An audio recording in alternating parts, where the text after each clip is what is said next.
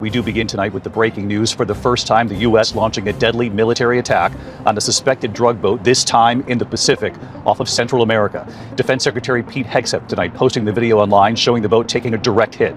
The boat burning on the water. Authorities say 2 people on board were killed. Hegseth saying the boat was traveling along a known drug trafficking route, comparing drug cartels to Al-Qaeda. At least 34 people have now been killed in 8 known strikes carried out by the U.S. military. Just moments ago, President Trump tonight reacting to the images just released and what he's now saying about his authority to target these boats in international waters and about potential targets on land.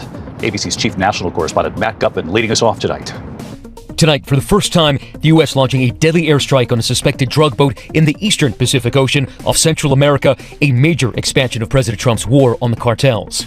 Secretary Pete Hegseth posting this video of the strike, saying the vessel was involved in illicit narcotics smuggling as part of a designated terrorist organization, but did not provide evidence.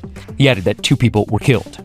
And President Trump just moments ago reacting to the images just released. We have legal authority. We're allowed to do that. And if we do by land, we may go back to Congress, but this is a national security problem.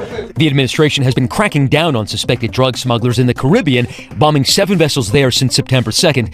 And in a show of force, the U.S. flying 3 B-52 bombers off the coast of Venezuela late last week. President Trump said he also has authorized covert CIA missions inside Venezuela. But this newest strike tonight, targeting the eastern Pacific, it's where roughly 70% of all the cocaine that enters the U.S. is smuggled, according to multiple government agencies. The U.S. Coast Guard has been battling drug smugglers there for more than a decade, chasing boats and arresting suspects, as we witnessed in 2019. The suspected smugglers heaving bales of cocaine into the ocean as the Coast Guard closed in. These boats will take all sorts of evasive routes so they can evade law enforcement assets. So they're going way out to sea. They will, sometimes we're 1,000+ miles from land.